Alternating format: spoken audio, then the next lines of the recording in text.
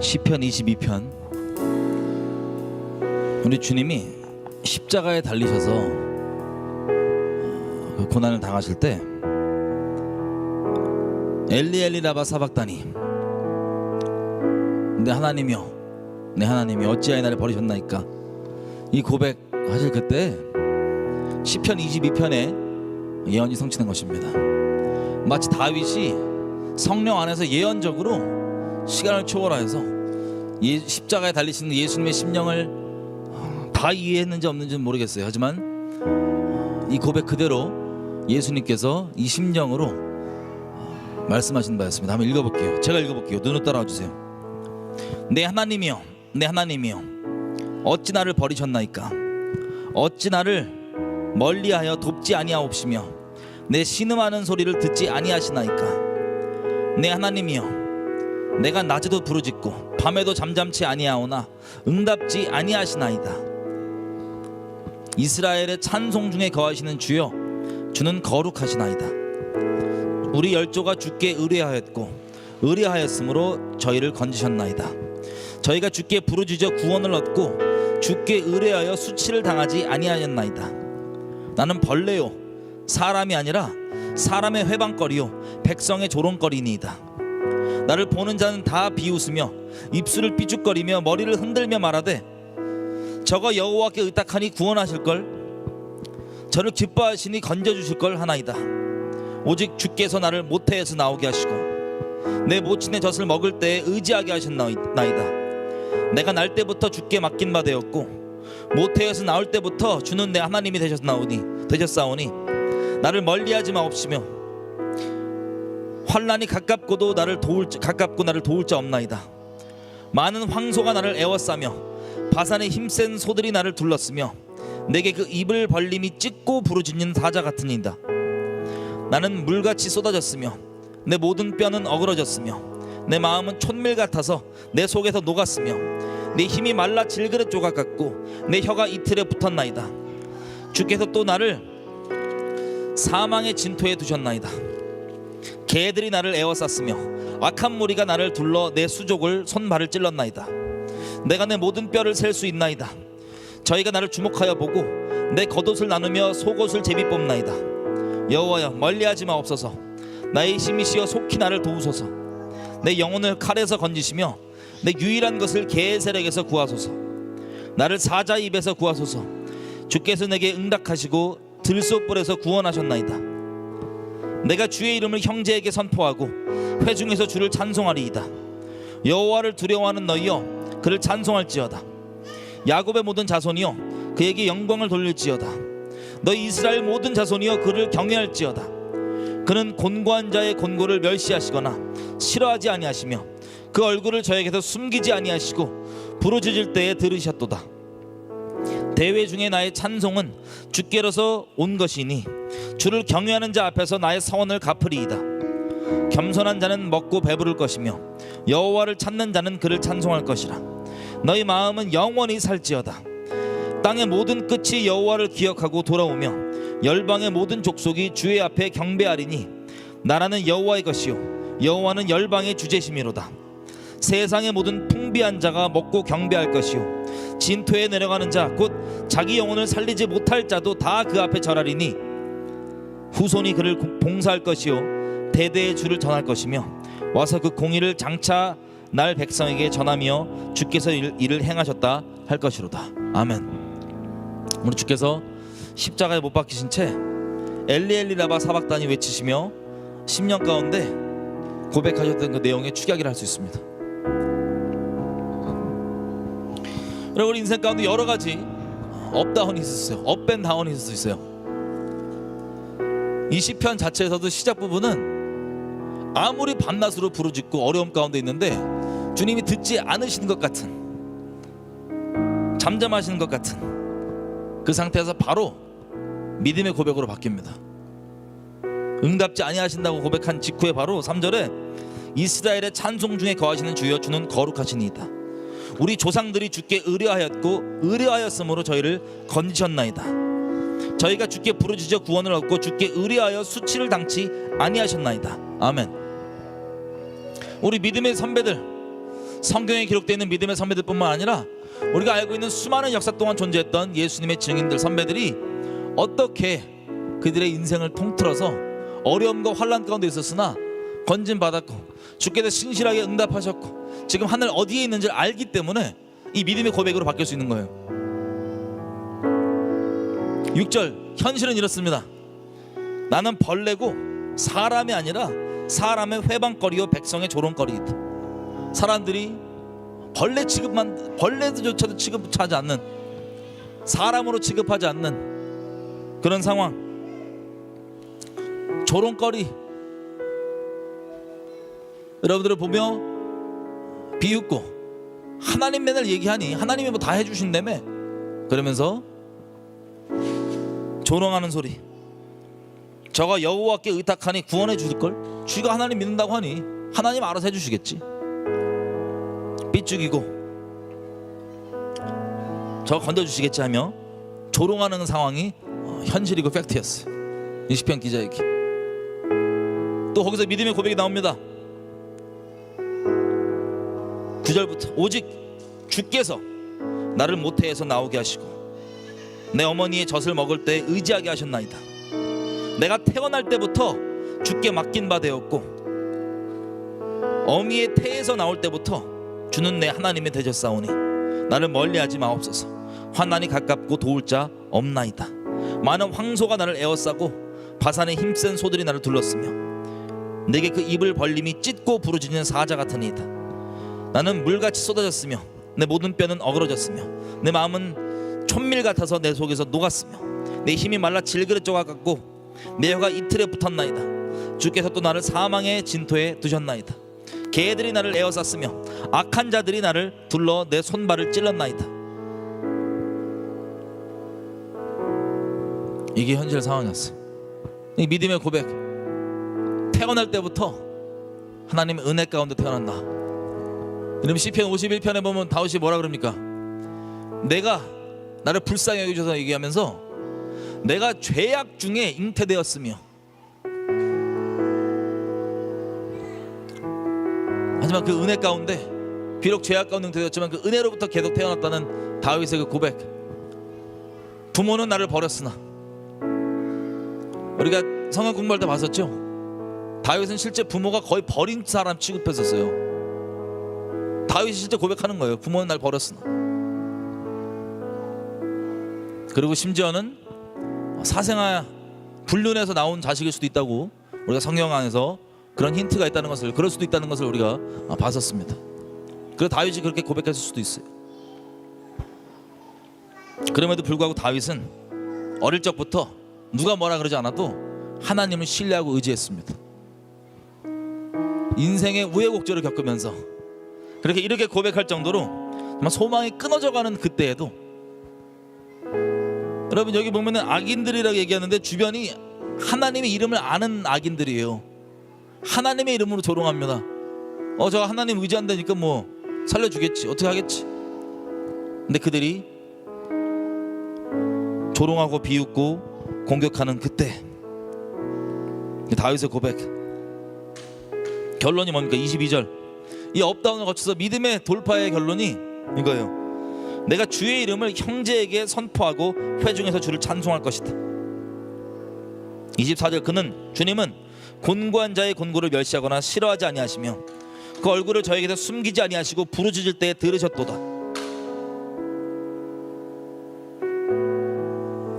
그래서 이 모든 일들을 통하여서 27절 땅의 모든 끝이 여호와를 기억하고 돌아오며 열방의 모든 족속이 주 앞에 경배하리니,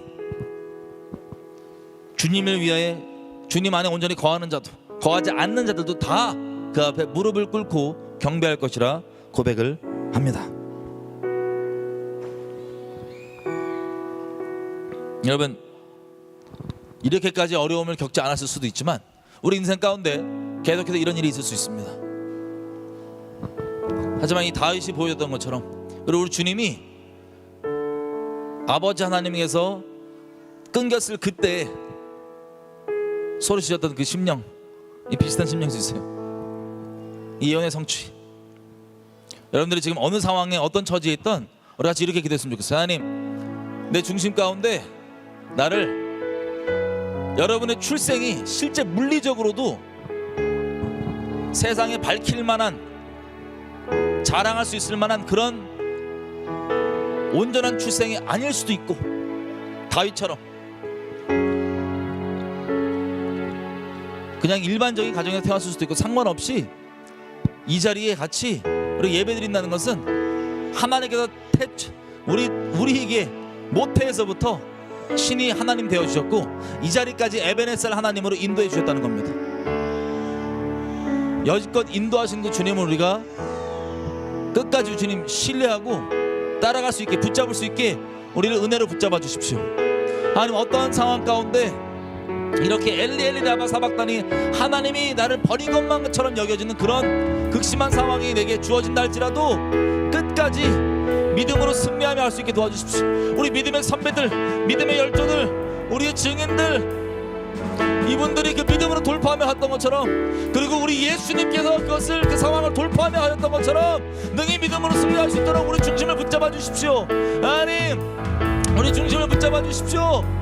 우리를 붙들어 주십시오. 주님께 주여 하며 주 은혜를 구하며 같이 기도하겠습니다. 주여, 이 아버지,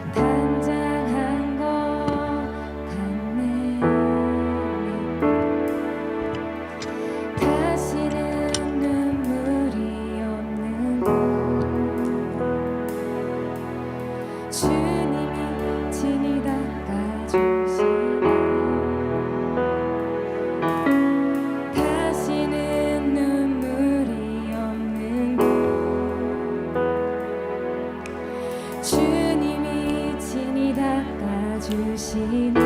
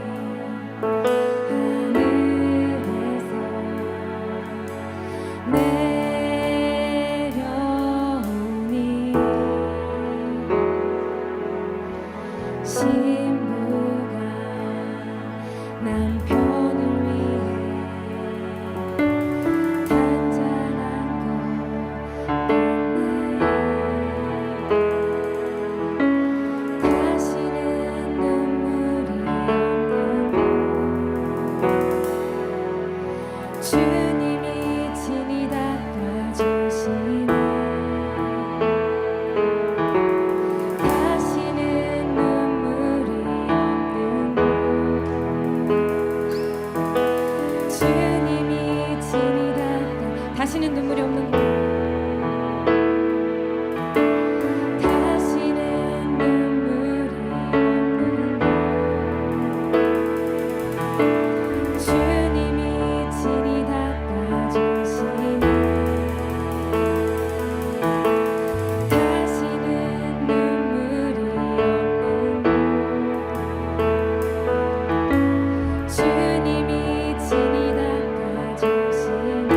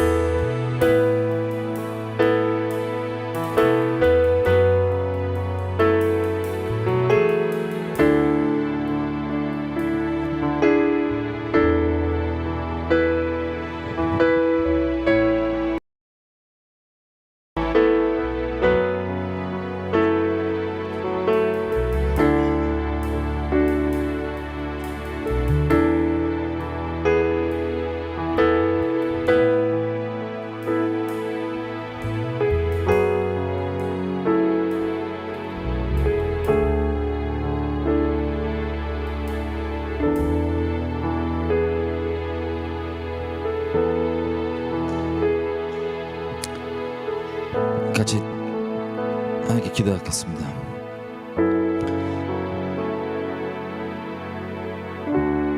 저희를 여지껏 인도해 주셨던 것처럼 계속해서 모든 진리 가운데로 인도해 주십시오. 계속해서 하나님께로 인도해 주십시오. 계속해서 예수님께로 인도해 주십시오. 계속해서 주님 마음속에 들어가고 싶습니다. 계속해서 아버지의 친구가 되기 원하고, 계속해서 아버지의 신부가 되기 원하고, 계속해서 아버지의 자녀, 아버지의 종이 되기 원합니다. 높은 마음 우리 가운데 있다면 주님 드러내시고 깨뜨리시고 겸비한 마음 가운데 아버지 따라가기 원합니다. 교만한 자를 물리치시고 겸손한 자에게 은혜를 베푸신다고 말씀하신 하나님, 우리가 주님께서 은혜 베푸시는 자리 가운데 있기 원합니다. 하나님, 계속해서 주 앞에 설 때까지 우리를 흠없게 온전케 완성해 가실 주님을 찬양합니다. 감사드립니다. 예수님의 이름으로 기도드렸습니다. 아멘. 아멘. 자, 저희 오늘 말씀을 좀 보겠습니다. 고린도전서 4장 3장이에요. 3장 18절에서부터 20절. 고린도전서 3장 18절에서부터 20절.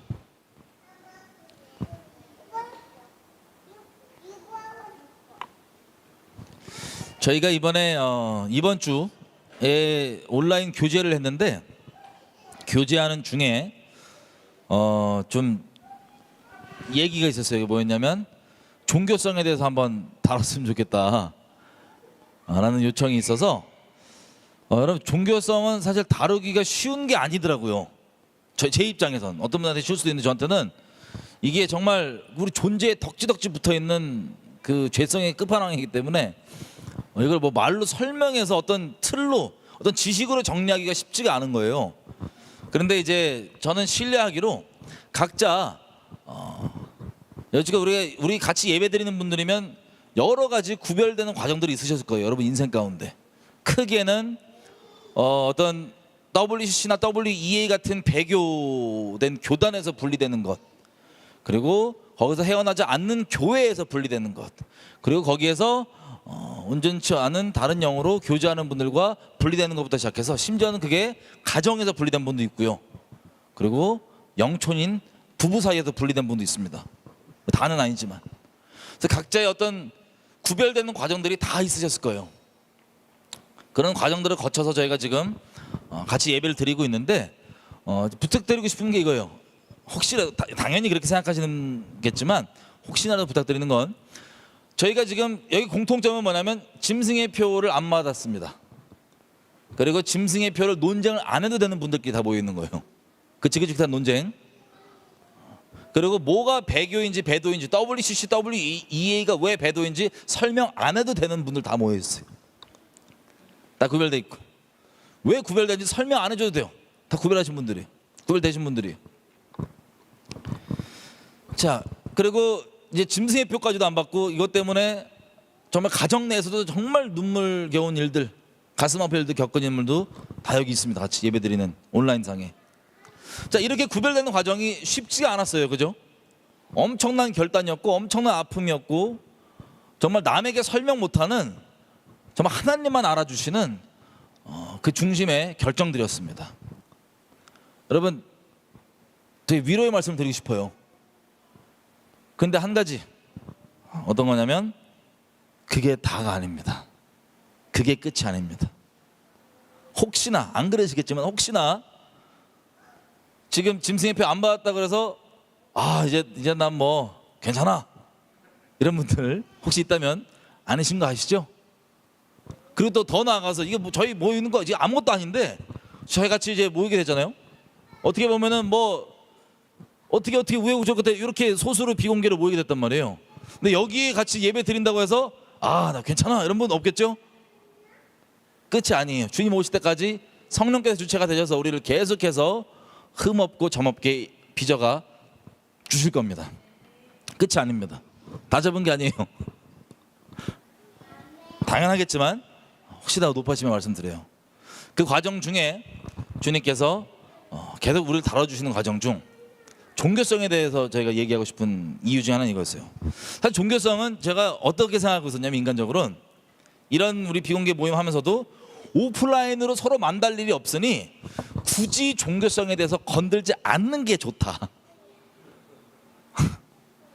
어떻게 표현할까요? 이게 표현이 어려운데, 우리가 접시에 사과가 들어있어요. 고기가 한 접시가 올려있어요. 접시 위에. 우리 몸은 이 고기를 안 먹으면 죽어요. 고기가 먹어야지만 우리가 살아. 그래서 이 고기를 먹는데, 이렇게 표현할게요. 본질을 아는 사람은 고기만 썩 건져서 먹어요. 근데 가끔씩 접시째로 드시는 분도 있어요. 근데 고기 먹긴 먹었단 말이에요. 그 필요한, 우리가 몸이 고기가 필요한 거잖아요. 접시째로 먹었지만, 그 내상도 많으시지만 고기를 일단 먹었기 때문에 괜찮아요. 근데 문제는 뭐냐? 이런 분들이 일단 접시째 먹어서 본인에게는 고기를 이미 접시랑 함께 먹긴 했지만 먹었기 때문에 괜찮잖아요, 그죠? 근데 문제가 다른 사람 봤을 때 너도 접시까지 먹어야 된다고, 이렇게 되는 게 이제 종교성의 문제점이에요. 굳이 얘기하면 이해되세요?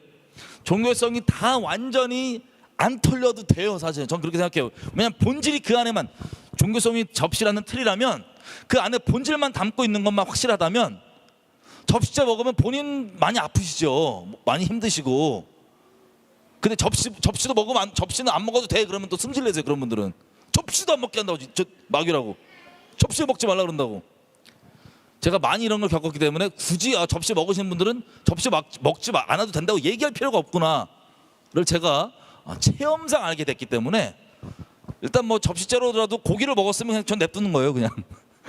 그래서 그런 마음으로 굳이 우리가 오프라인으로 모여서 서로 뭐 자기 딴에는 어떤 분은 접시, 어떤 분은 뭐 다 그 기준이 다 다르거든요. 종교성 때문에 서로 그것 때문에 서로 찔러대고 그걸 선악의 기준이라고까지 생각하기 때문에 서로 막 난리가 나요. 서로 사랑하라고 모아놨더니 서로 예수님 이름으로 아무것도 아닌 사소한 걸로 난리 사달이 납니다. 여러분 겪어보셨을 거예요. 안 겪어보셨으면 하나님 보호하심이 있었던 거예요. 나중에 늑과 애로 쫙 이론으로만 듣게 하시려고. 많이 겪어봤을 거예요. 아니면 심지어 여러분 중에는 그 당사자들이 있었을 거예요. 당사자들 접시 안 먹으면 막 주변 사람 접시 안 먹는 사람 조져버리는, 접시 안 먹는다고 막. 그리고 가끔씩 옆에서 접시는 안 먹어도 되고 고기만 먹으면 돼요 그러면 저 마귀라고 이랬던 분 있을 수도 있어요. 자, 이게 종교성인데, 하여튼 업로가 잘 안 나는, 굳이 건들 필요도 없다고도 생각되는 것이었는데, 이번 주 교재를 저희가 하면서 종교성 얘기를 잠깐 했을 때 이거를 가끔씩 워낙 방대할 수 있으니 그때그때 이슈가 있을 때마다 조금씩 나눠주면 그걸 토대로 성령께서 알아서 우리 주님 앞에 각자 흠없고 점없게 빚어가신데 잘 할 수 있는 그 어떤 통로가 될 수도 있겠다는 생각이 들어서 오늘 거의 인트로 같은 격으로 종교성에 대해서 잠깐 나누겠습니다. 여러분 고린도전서 3장 18절 다 피셨나요? 제가 읽을게요. 오늘 끝나지 않고 오늘 한번 하고 나중에 받았던 감동 있으면 또 한번 하고 뭐 몇 번 뭐 계속 안 끝날 수도 있어요. 종교성이라는 거. 자, 고린도전서 3장 18절 제가 읽겠습니다. 아무도 자기를 속이지 말라. 너희 중에 누구든지 이 세상에서 지혜 있는 줄로 생각하거든 미련한 자가 되어라. 그리하여야 지혜로운 자가 되리라. 이 세상 지혜는 하나님께 미련한 것이니 기록된 바 지혜 있는 자들로 하여금 자기 괴율에 빠지게 하시는 이라 하였고, 또 주께서 지혜 있는 자들의 생각을 헛것으로 아신다 하셨느니라. 아멘. 아멘. 자, 여기 보니까는 스스로 속이는 게 어떻게 속이는 거냐? 누구든지 이 세상에서 자기가 지혜인 줄로 생각하거든 스스로 속일 수 있어요. 스스로 속는 거예요. 난 좀 이제 알아. 나 좀 지혜 있어. 여러분 이게 참 종교성을 다룰 때 오해하지 말아야 될 게, 진리는 누가 뭐래도 목에 칼이 들어와도 타협하지 않습니다. 아멘이죠? 근데 그 진리가 고기라 그러면 고기인데 진리인데 진리를 담고 있는 그릇까지도 통으로 다 진리인 줄 아는 것들이 걸림이 되거나 문제가 될 수 있는 부분인 거예요. 근데 그게 남에게 그렇게 들이대지만 않으면 뭐 문제가 없어요. 자기가 접시 깨물어 먹겠다는데 그걸 누가 말려요?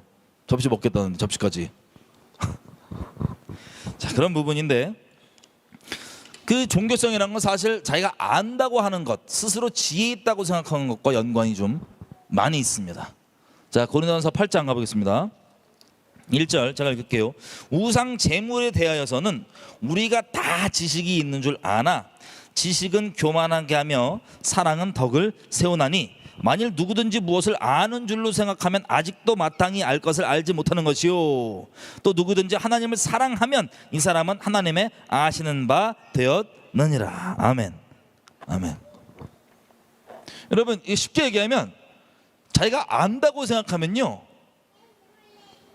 교만한 상태일 수 있어요.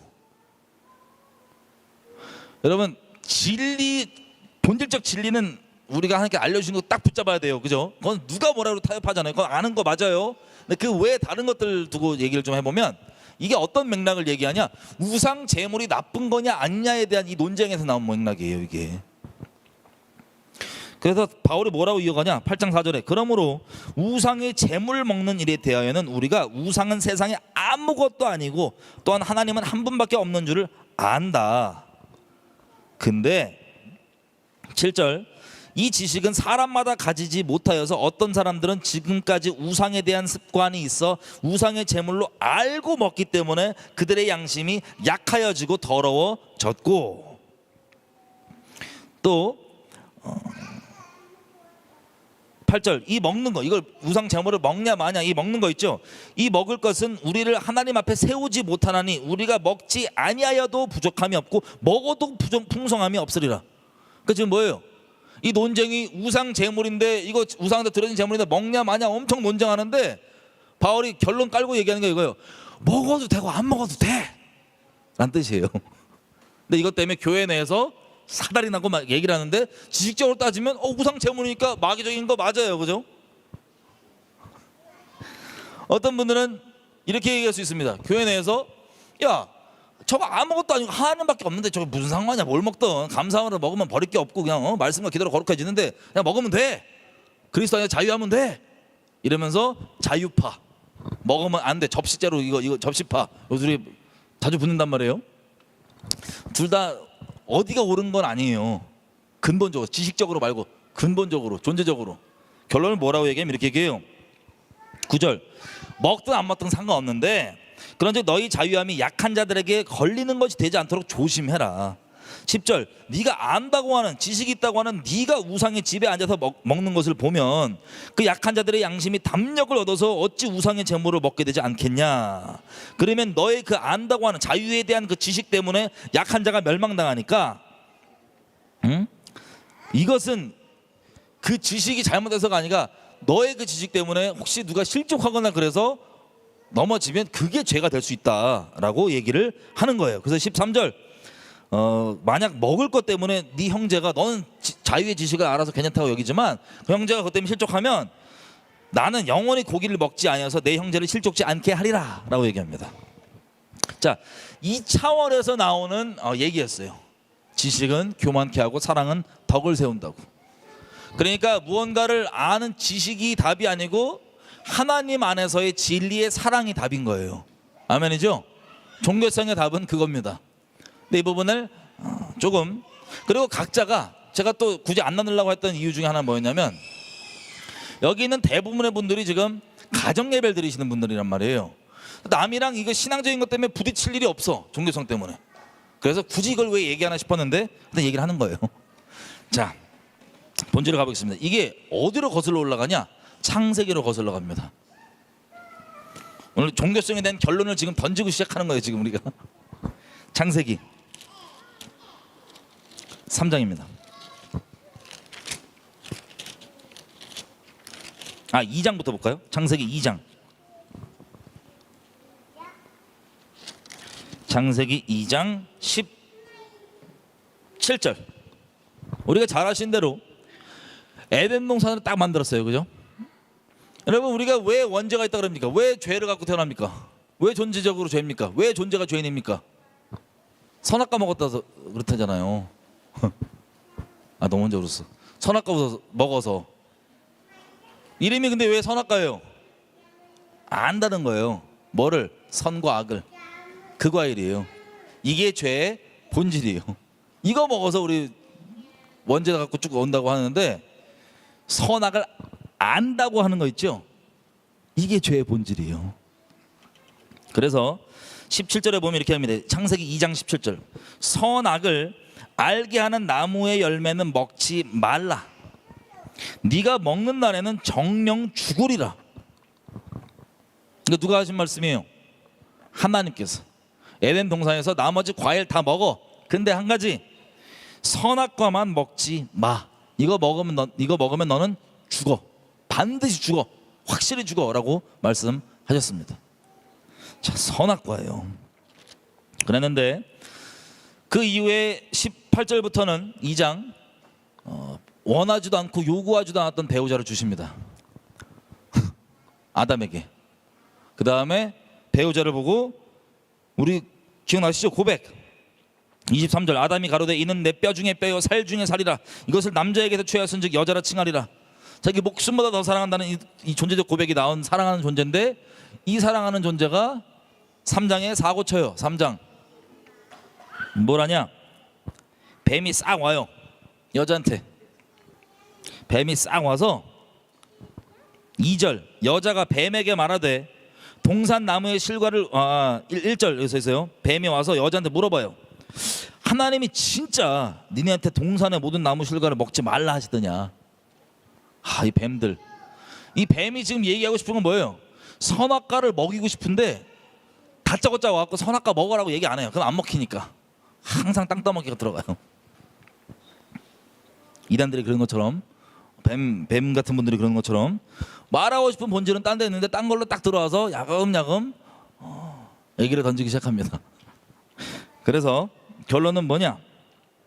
여자가 말하죠. 다 먹을 수 있는데 3절 저기 에덴 동산 중간에 있는, 가운데 있는 나무의 실과는 하나님의 말씀에 먹지도 말고 만지지도 말라 너희가 죽을까 하노라 하셨느니라.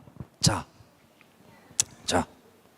여기도 우리 종교성의 힌트가 나옵니다.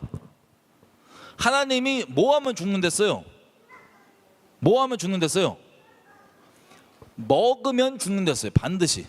근데 우리 누나 하와 누님은 뭐라고 얘기해요 지금? 여기 보니까 3절 하나님이 뭐랬대? 너희는 먹지도 말고 만지지도 말라 너희가 죽을까 하노라. 여기 뭐가 지금 추가되어 있어요? 만지지도 말라. 이게 종교성이에요. 이게 접시예요. 이해돼요? 만지지 말라는 얘기는 엄밀히 따지면 했어야 해서 하나님께서 안 했어. 물론 이렇게 표현하는 게 좋거든요. 신앙생활은 보수적으로 하는 게 더 좋아요. 우리가 존재가 죄인이기 때문에 너무 본질만 그 길을 걷다 보면 약간 위험할 수도 있어요. 근데 본질을 알고 보수적으로 신앙생활하는 거랑 본질을 모른 채 이 통째로 접시까지도 이거 진리라고 생각하고 하는 거랑은 엄청난 차이가 나옵니다. 그래서 먹지 말라고 했으니 당연히 만지지도 않아야죠. 그게 좋죠. 그죠? 어차피 안 먹을 거니까 안 만지는 게 좋잖아요. 굳이 뭘 또 들여다보고 만지기까지만 해봐. 만지기까지만 해볼까? 이런 거 이게 외길을 걷는 거예요. 자, 근데 엄밀히 따지면 만지진 말랐는데 먹진 말랐는데 만지지 말라는 얘기는 언급이 없어요. 근데 먹지 말라고 하셨던 그 진리를 보수적으로 지키기 위해서 뭐가 나오냐면 만지지도 마. 이거 누가 한 말이에요? 남편이 했겠지. 왜냐면 하와가 등장 전에 아담한테 들었잖아요. 아담이 들었잖아요. 먹지 말라고. 그래서 아마도 막 먹으려고 그러니까 아담이 야 만지지도 말라고 그냥 했겠지. 이해가 되세요? 그게 문제가 돼요 안 돼요? 안 돼요. 이게 접시 같은 거예요. 그냥 좋아. 우리 접시에 담겨있으니까 균도 안 들어가고 좋아. 예를 들면 이해가 돼요? 근데 만약에 먹지 않는 본질을 아는 사람이 그냥 궁금해서 그냥 만져봤어.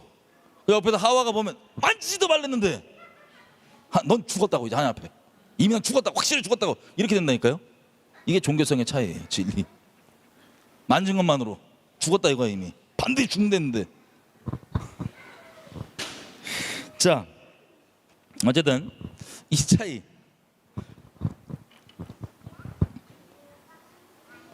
한 가지 또 예를 들면 이런 걸 수 있어요. 그 유대인들이 바벨론에서 끌려갔다가 이제 왔잖아요. 바벨론 끌려가기 전에 하나님 율법 다 범하고 엉망으로 이제 살다가 이제 끌려갔다고 심판받고 돌아온 거니까 그때 에스라를 필두로 율법을 다시 쫙 정리를 합니다. 우리가 율법을 똑바로 지키자 하나님 앞에. 얘도 율법을 막 정리하는데 그때 대표적인 예로 이런 게 있어요. 지금 이스라엘 가면 고기랑 치즈 같이 먹을 수 있어요, 없어요? 고기랑 우유류 같이 먹을 수 있어요, 없어요? 못 먹어요. 그거를 같이 안 먹는 걸 치즈버거 이런 거 없다니까요. 그게 없는 게 유대교 율법으로 코셔라 그래요. 코셔. 그 왜 그러냐? 여러분 율법에 보면은 어미 염소의 젖으로 새끼를 삼지 말지니라 이런 율법들 있죠. 혹시 이런 것들 어길까 봐.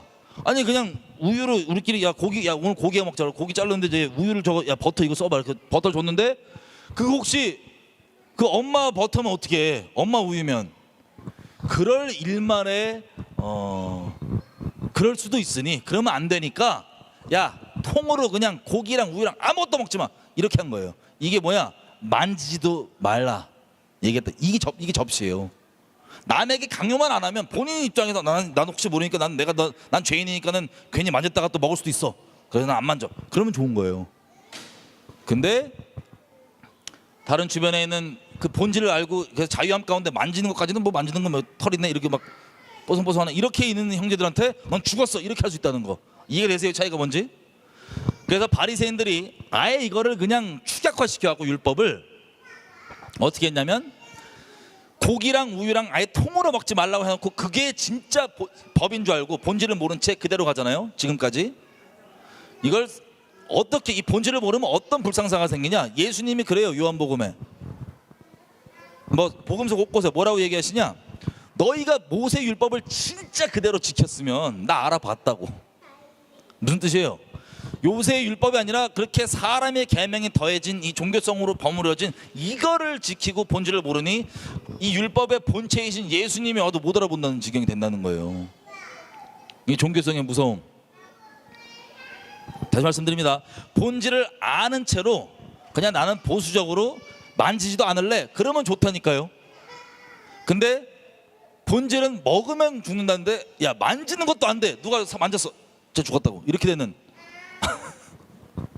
이게 종교성인 겁니다. 그래서 뭐라고 얘기하냐면 4절 뱀이 여자에게 이르되 너희가 결코 죽지 아니하리라. 이 뱀 소리 하는 분들 많죠. 짐승의 표 관련해서 요즘에 절대 죽지 아니하리라.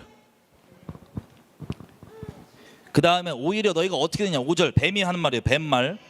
너희가 그것을 먹는 날에는 너희 눈이 밝아 하나님같이 되어 뭐를 안돼요? 선악을 알 줄을 하나님이 아심이니라. 아심이니라. 뱀이 이렇게 설명을 해요. 죽는 게 아니고 너 잘 안 죽고 죽는 게 아니고 그걸 먹으면 너희가 하나님처럼 되는데 하나님의 특성 아주 본질적 특성이 뭐예요? 여기 지금 밝히는 선악을 아는 것. 선악의 기준이 되는 것. 이게 하나님이시거든요. 전 우주의 유일한 선악의 기준은 하나님 그분 자체이십니다. 아멘이죠?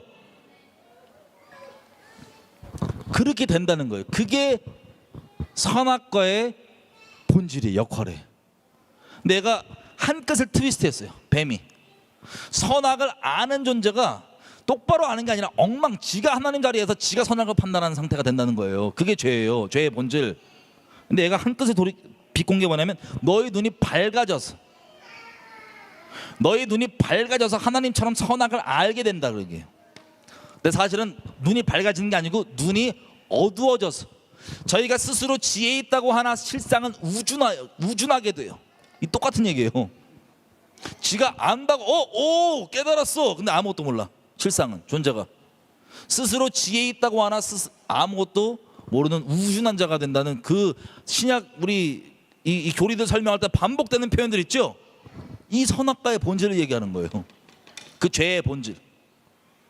다시 뭘 안다고 스스로 착각하고 교만한 분들은 영적인 원리가 무섭게 알아 안다고 하는 분들은 하나님이 교만한 자를 대적하시고 물리치시고 겸손한 자에게 은혜 베푸신다 그러죠.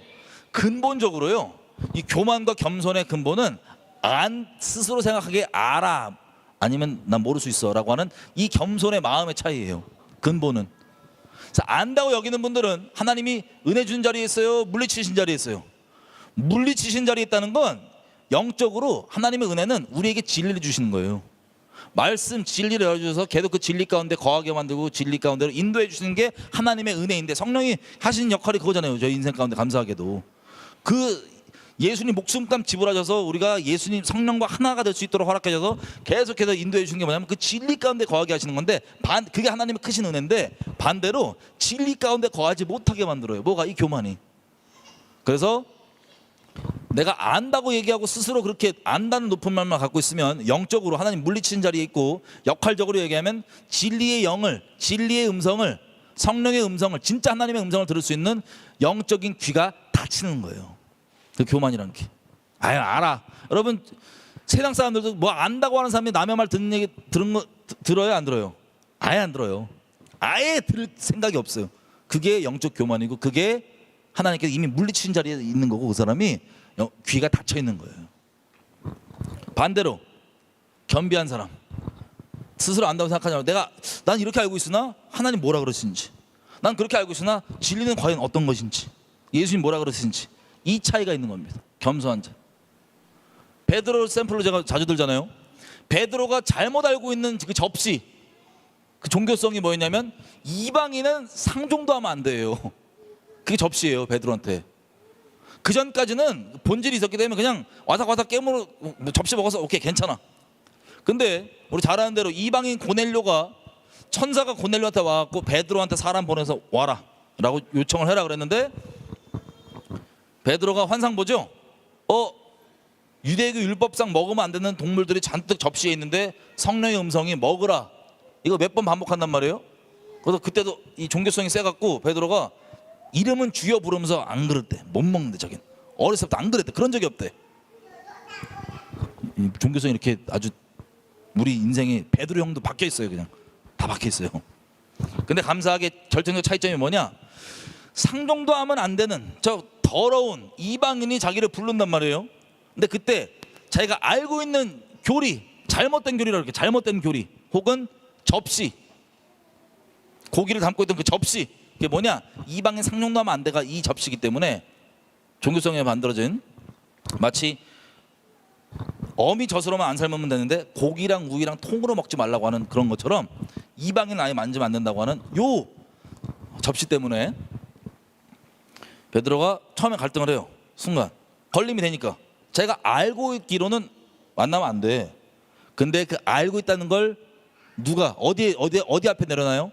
성령 앞에. 성령께서는 따라가라고. 그렇게 얘기하니 겸손하게 자기 지식, 아유 내가 아는데 그거 아니야, 제끼는 게 아니고 겸손하게 성령의 인도하심을 받으니 이방인 고넬료 따라가서 유대인한테 전했던 복음을 똑같이 그대로 선포하니까 성령 받고 현상이 똑같이 일어나는 거예요. 방언 터지고 예언하고 막 하나님 구원을 찬양하고. 그래서 베드로랑 따라갔던 유대인들이 놀란 거예요. 와, 이방인도 구원이 되는데, 더 시간이 지나면서 성령의 인도하심과 계시로 열리고 보니까 여지껏 이스라엘 내에서 있었던 이 복음이 열방 가운데 퍼져나가는 이때가 된 거, 하나님의 경륜에 바울이 고백하는 것처럼 참여할 수 있게 됐던, 더 깊은 진리 가운데로 인도가 되었던 그 차이. 자, 이게 종교성을 겸손하게 주님 따라가면서 돌파하는 케이스 중 하나입니다. 성령 나오는. 자, 어쨌든 뱀이 하는 거짓말이 뭐냐면 눈이 밝아진다고 거짓말했어요. 사실은 눈이 어두워져요. 교만해지기만 할 뿐이에요. 나는 안다고 생각하는데 실상은 알아요, 몰라요? 한심한 사람이 되는 거예요. 안다고 그러는데 스스로는 자기 안다 그러는데 대화 안 되는 사람이 되는 거예요. 안다고 생각하는데 꽉 막힌 사람이 되는 거예요. 그 사람 본 적 있으세요? 전 많이 봤어요. 실상에서도 많이 봤고 예수님 믿고서도 많이 봤고. 그리고 세상에도 그렇고 귀신 아주 강하게 들린 사람의 특징은요, 절대 대화 안 해요, 다른 사람이랑. 자기 생각이 진리예요. 자기가 생각하는 바 딱 이거 있죠. 이게 진리예요. 절대 안 흔들려요. 경관진들, 이게 교만, 귀신의 역사, 결국에는 선악에 대한 문제, 안다고 생각하는 문제, 이게 되게 복합적으로 종교성에 대한 문제, 복합적으로 버무려져 있는 것에 대한 결과입니다. 자, 눈이 밝아지는 게 아니에요. 이해되시죠? 눈이 왜 밝아지는 게 아닌지.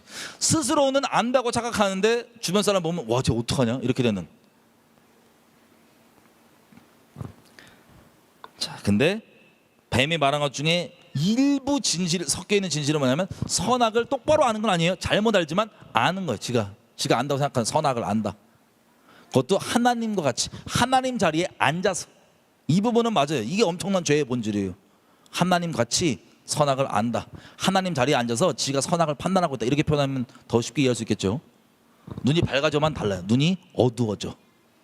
자, 이게 선악과가 이뤘던 역할이고 이게 죄의 본질입니다. 참 무서운 거예요. 하나님 자리에 내가 앉아서 선악을 내가 재판한다. 그래서 이 여자가 이 얘기를 듣고 먹은 거예요. 비주얼적으로도 아주 먹음직스러운 것도 있었지만 결국에 그 존재적으로 우리가 죄는 존재적으로 반응하는 거잖아요, 그죠? 뭐로 반응했냐면 그래? 죽는 게 아니고 눈이 밝아지고 하나님처럼 선악을 안다고 그래서 먹은 거예요. 그 선악을 알고 이 선악을 알게 된 이 여자가 남편도 꼬셔요.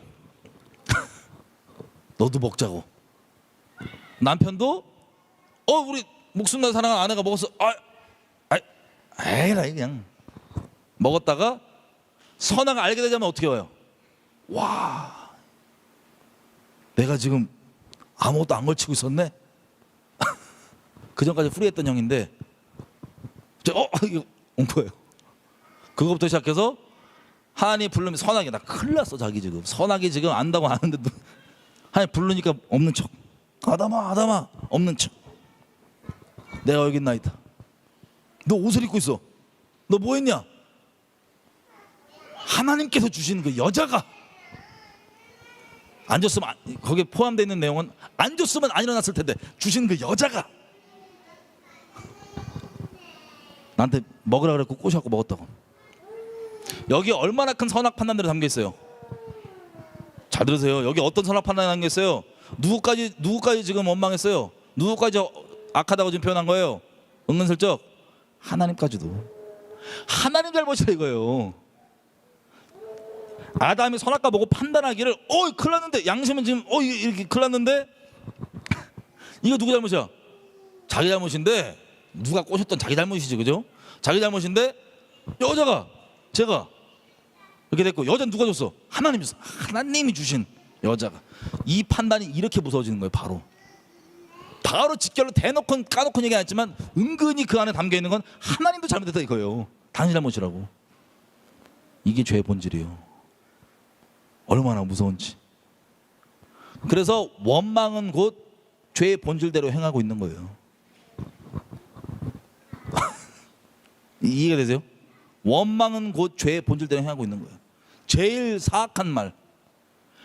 애굽에서 우리 종살이 잘하고 있는데 왜 굳이 우리를 여기 광야에 불러갖고 쎄빠지게 이걸 고생시키고 먹을 것도 제대로 없는데 우리 저기 있을 때 부추 먹고 저거 수박 먹고 저 마늘도 먹고 정력도 좋고 좋았는데 지금 맨날 떼양버섯에 저거 물론 구름은 있다만 그 원망들, 그 무서운 말. 그래서 우리를 애굽에서 말고 여기까지 인도하여 광야에서 말려 죽이려고 우리를 불렀다 얘기하는 그 악독함. 다 똑같은 어디서 출처예요? 이 죄성의 본질이 다 나오는 게 선악을 판단하는. 조금 더 구체적으로 설명을 한번 해볼게요. 구체적으로 뭐냐? 선악을 여러분 여호와 입에서 나오는 말, 어떤 상황에서 뭐가 정말 절대 옳은지 틀린지는 그 상황을 바라보면서 내가 적용할 수 있는 내 도덕적 기준이나 사회적 법적 기준 이런 것도 아니에요. 하나님이 뭐라고 말씀하시냐가 선악의 유일한 기준이에요. 아멘이세요? 아멘이세요? 여러분 오해할 수 있는 부분은 이런 거예요. 자, 이 여호와 입에서 나온 말씀이란 건 이런 거예요. 십계명 뭐 있어요? 십계명 중에 거짓말 하래요, 하지 말래요? 하지 말라고 돼 있어요. 사람 죽이래요, 죽이지 말래요? 죽이지 말라고 돼 있어요. 아, 이것 때문에 실족하는 아직 어린아이 같은 분들은 없겠지? 자, 죽이지 말라고 돼 있어요. 근데 가나안 땅 들어갔다 하면 뭐라 그래요? 살리래요, 다 죽이래요? 싹 다 죽이래요. 한 놈만 죽여, 이게 아니고 애들까지 싹 다 죽이래요. 여러분, 이 선악의 기준을 가진 세상 사람들 뭐라 그래요? 악하다고. 하나님을 죽으려고 이것들이 악하대. 여러분, 제가 설명 들었었죠?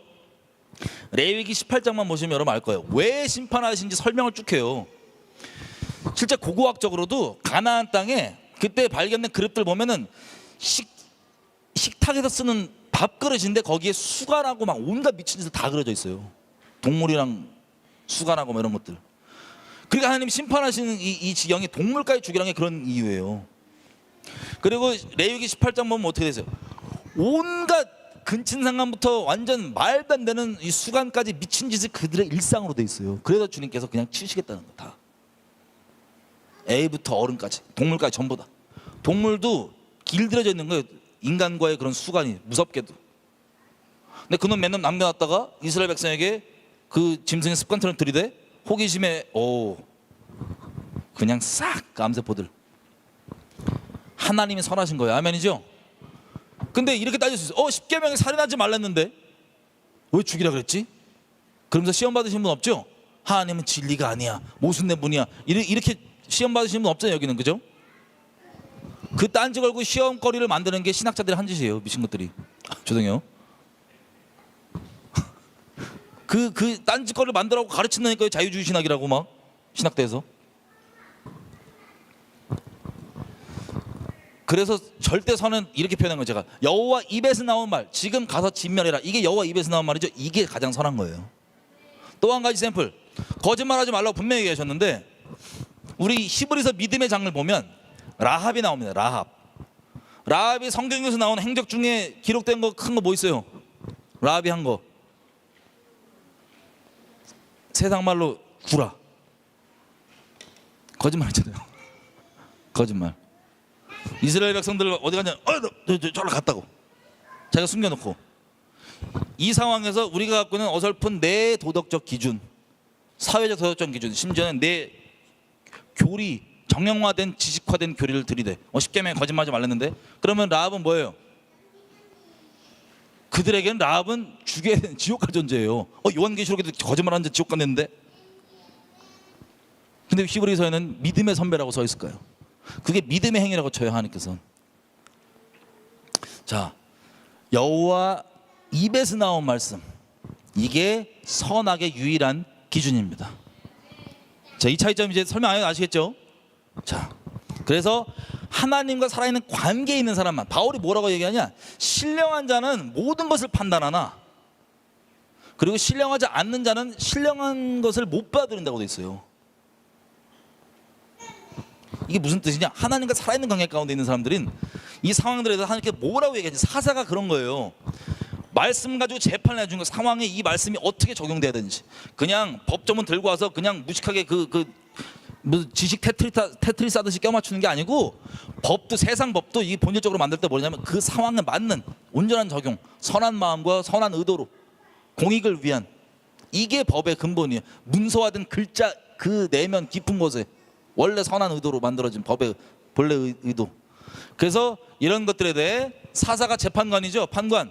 상황을 듣고 하나님 앞에 기도를 하거나 이렇게 뭐 주신 지혜나 이런 것들로 그 상황에 하나님께서 지금 어떻게 바라보시는지, 어떤 말씀이 어떻게 적용되는지를 판단해 주는 것, 이게 사사입니다. 그게 왕이고 그게 지도자예요. 멋대로 판단하는 게 아니에요. 자기 느낌, 자기 생각, 선악과 먹은 죄인으로서 갖고 있는 모든 의견, 이런 것들로 판단하는 게 아니라 하나님 앞에 겸비하게 나아가서 상황들을 보고 판단하고 적용하고 나가는 이것. 자, 이것들을 육적인 사람들은 받을 수 있겠어요, 없겠어요? 없어요. 원래 그래 왔어요, 원래부터. 자, 종교성입니다.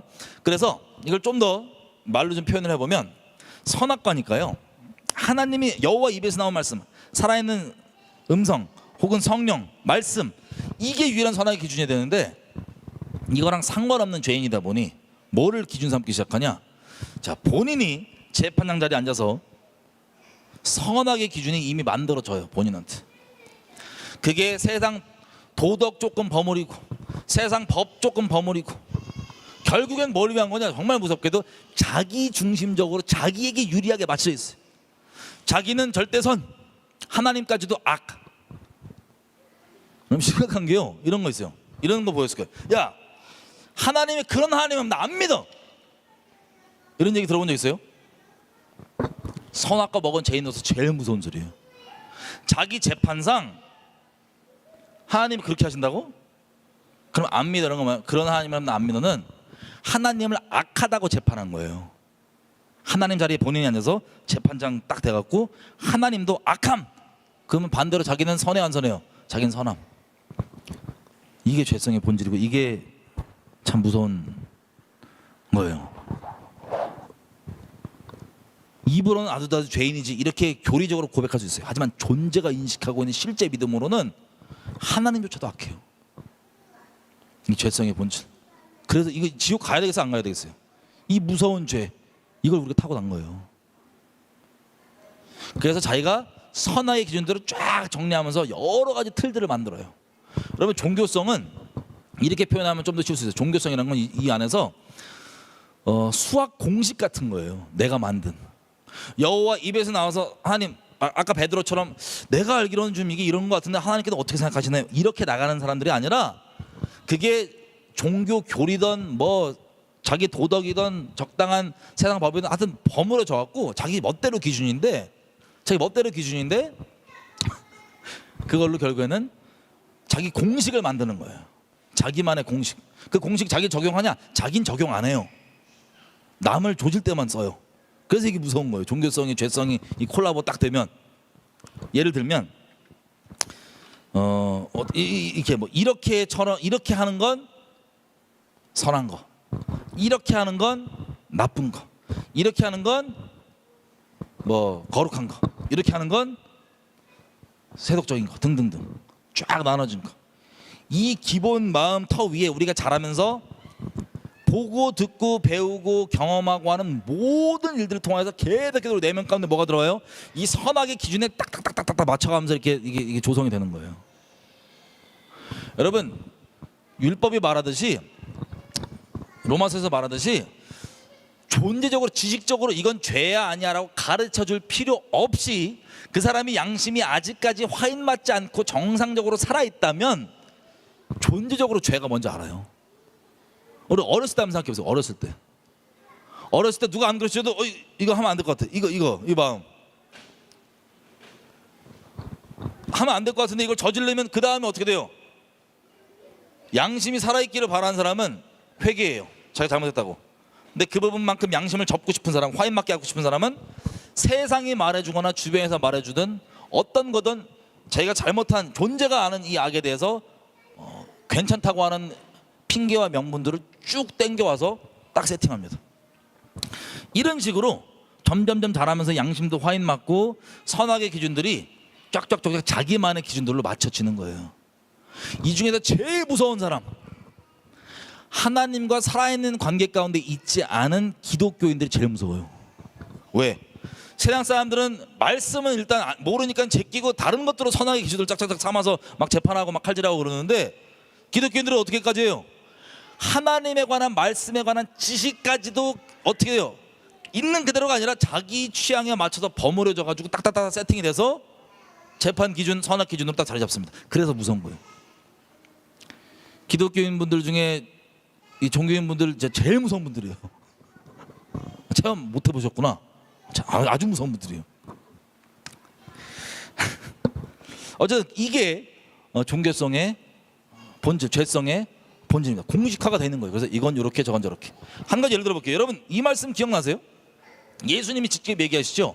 아니, 세례 요한은 와서 포도주도 안 먹고 뭐 먹지도 않고 이렇게 금식하고 막 그러니까 저 귀신 들렸다 그러고, 예수님이 말씀하셔. 나는 와서 쟤네 입장에서 창기, 세리 이런 죄인들이랑 막 놀고 포도주도 먹고 그러니까 나보고는 술고래.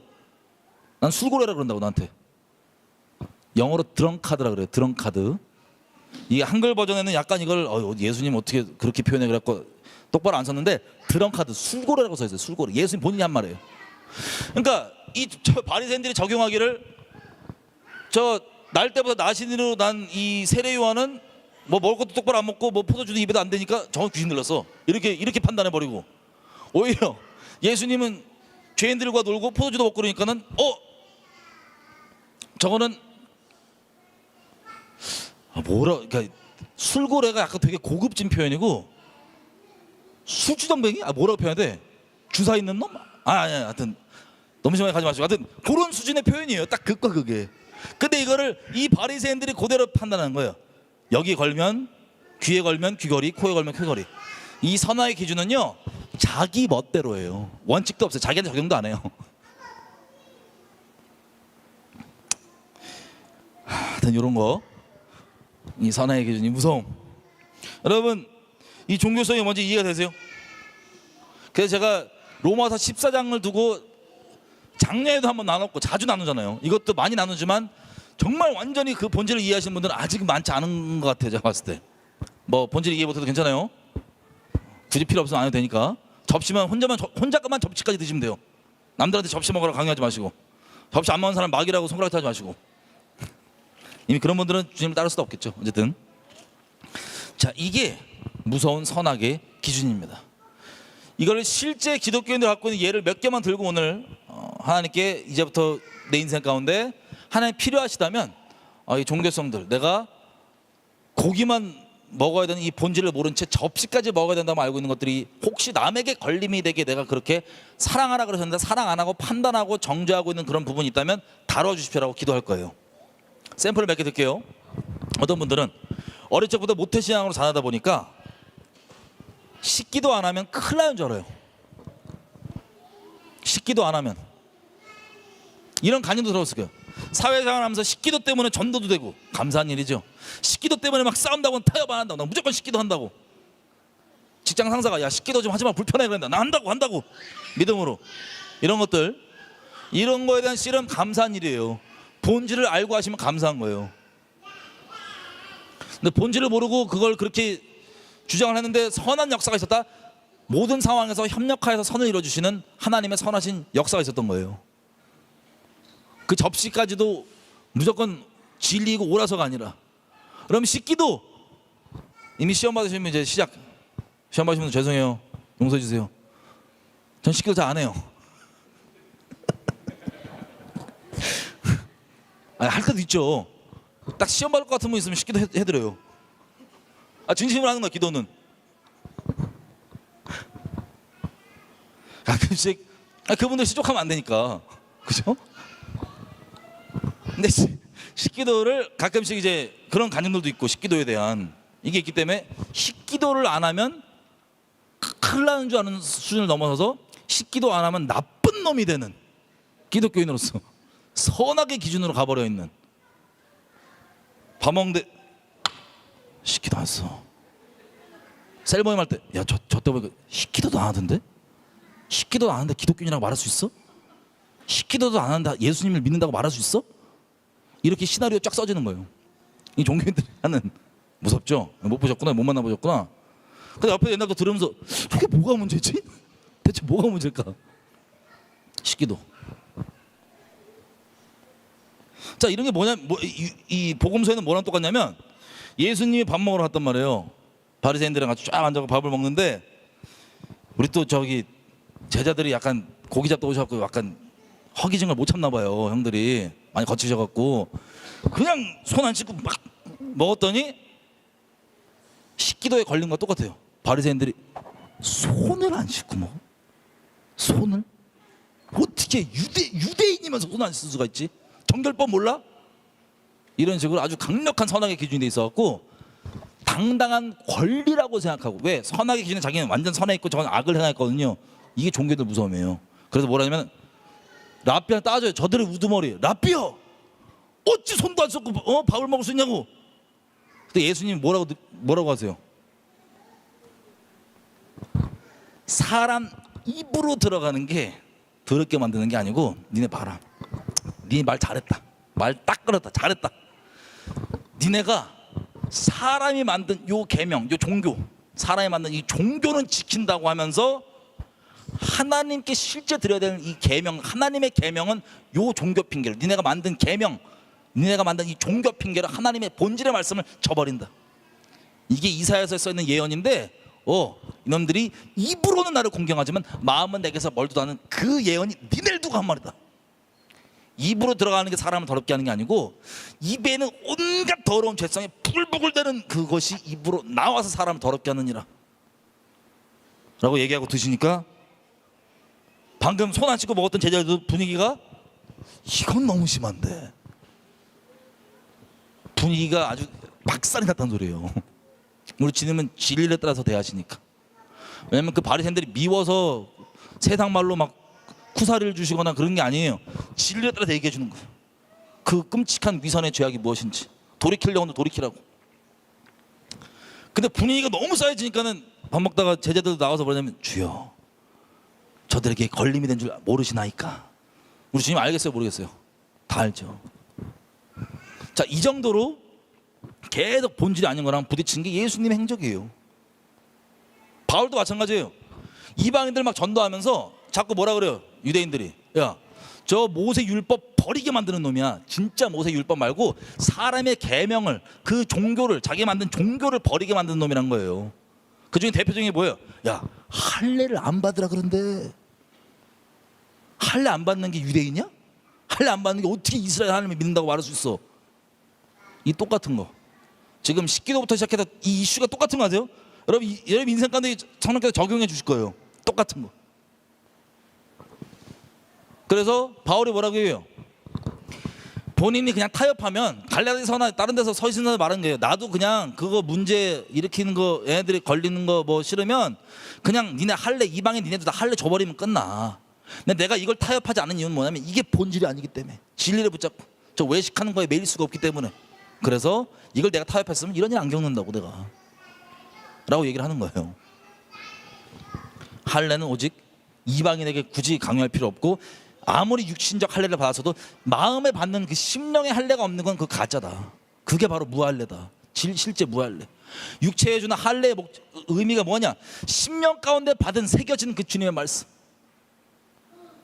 그 할례가, 그 할례를 기념하는 게 육신의 할례인데, 그 본질이 더 중요하다. 이거 주장하다가 바울이, 야, 저거 율법 버린 놈이야, 모세를 대적하라고 가르치는 놈이야, 이래갖고 잡아 죽게 된다고 막 끌고. 이게 바울이 겪었던 일이에요. 예수님도 주로 다니시면서 뭐 하세요? 안식일에 고치는 거 이렇게 막 손 끄고 오랫동안 어려운 사람도 있으니까 예수님 물어보시죠.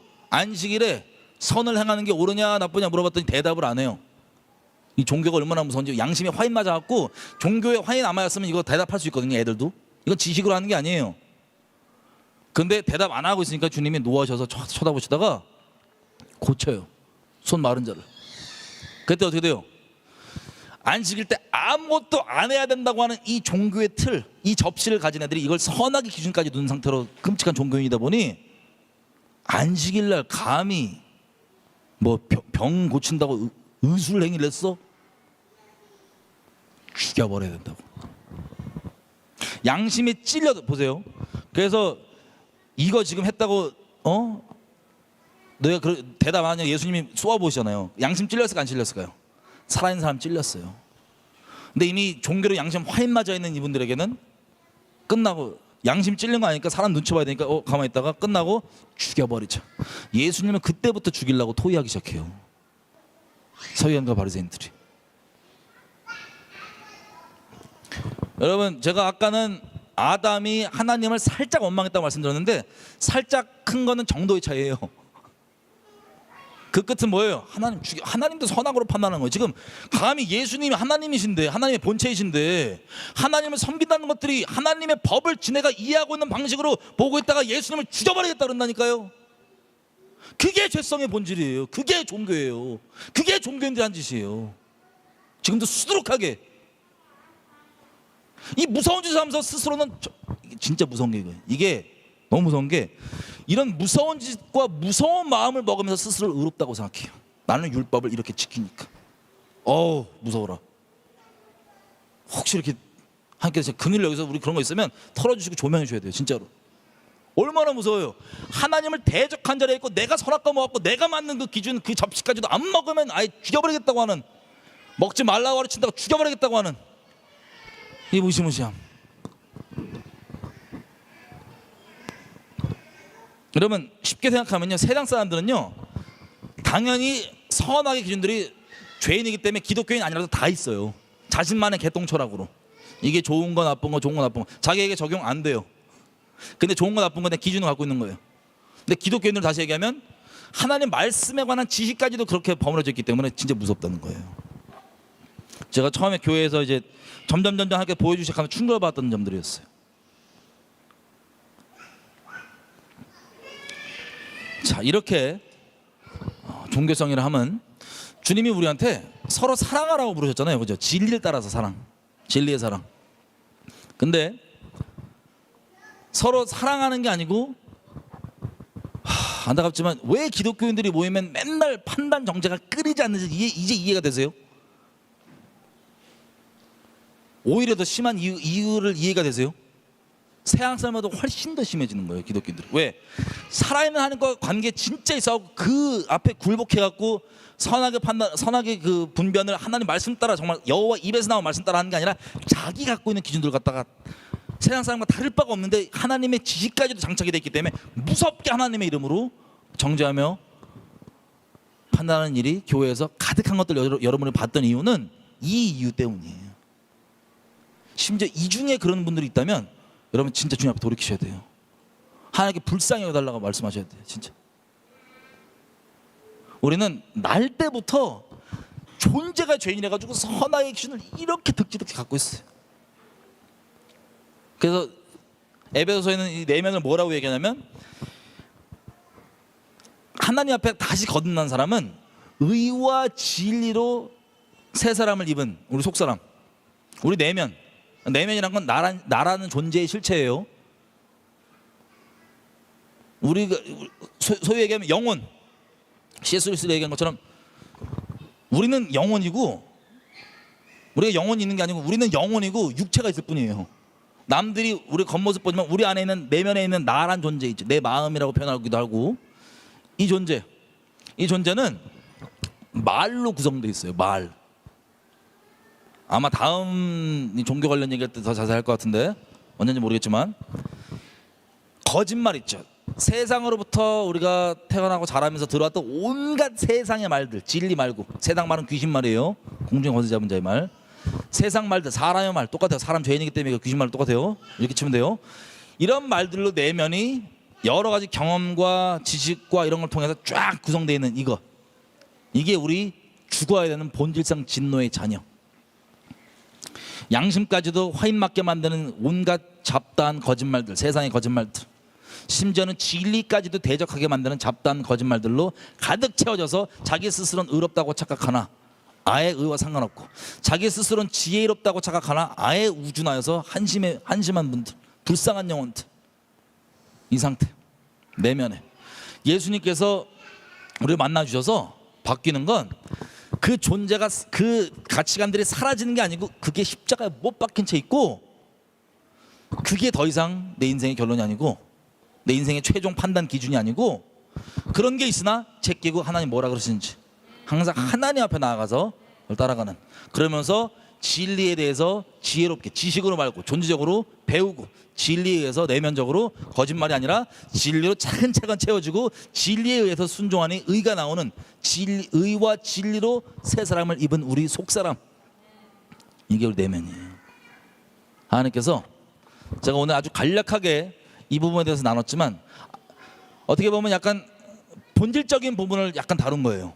이거는 다시 말씀드리지만 어떤 지식의 틀로나 다른 걸로 설명할 수 있는 게 아니에요. 성령께서 자비를 베풀어 주셔서 우리 은혜 속에서 우리를 계속해서 인도해 주시면서 우리 심령을 감찰하시고 조명해 주시고 돌이킬 걸 돌이키게 해주시는, 여러분 오해하지 마세요. 어떤 틀로 항상 고정화시키고 고정화된 틀로 만드는 거, 공식화시키는 거, 이게 종교성 죄성 중에 하나예요. 하나님의 지금은 여호와 입에서 나온 말씀이라 살아있는 말씀인데 이거를 또 공식화시키고 종교화시켜. 그럼 나중에 다른 상황에 이것도 적용하면서 이거 맞다고 이러면서 또 종교짓 한다니까요. 그래서 살아있는 관계가 유일한 답인 거예요. 지금 시간 같이 기도할 때 이 내용이 우리에게 지식으로 남는 게 아니라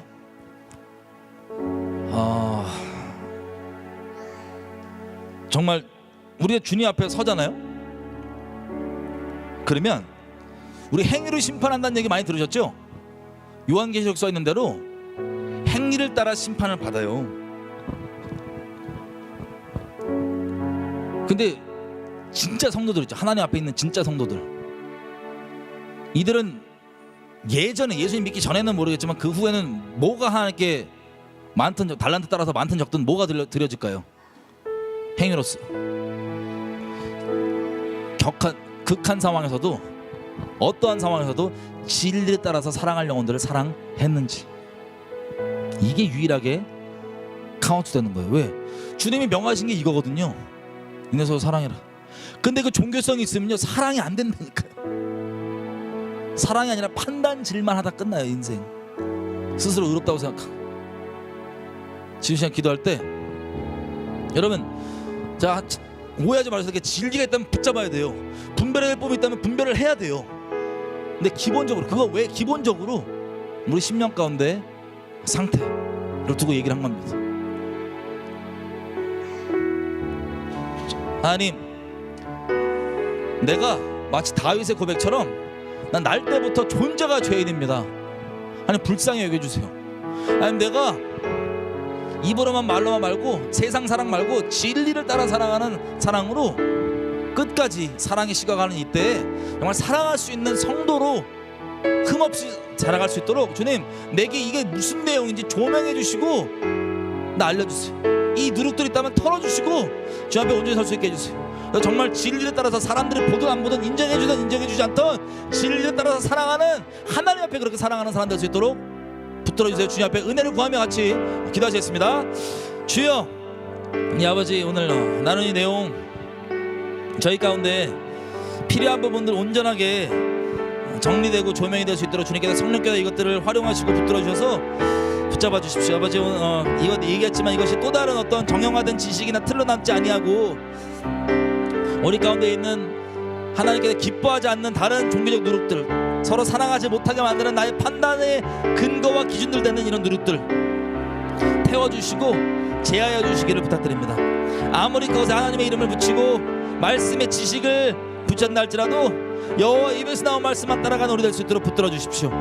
아버지, 이 내용 하나님과 동행하는 자 외에는 이거 이해할 수도 없고 알지도 못할 겁니다. 아버지, 그런 분들에게 이제라도 그분들이 하나님과 동행을 갈망할 수 있게 도와주시고 들어주셔서 주님 앞에 정말 흠없게 되는 우리 될 수 있게 도와주십시오. 진리를 따라서 사랑할 수 있는 우리 될 수 있게 도와주십시오. 아버지께 우리 인생 맡겨드립니다. 우리 원하는 대로 말고, 우리 보기에 좋은 대로 말고, 우리 보기에 선한 대로 말고, 하나님 보시기에 선한 대로, 하나님 보시기에 의로운 대로, 하나님 보시기에 거룩한 대로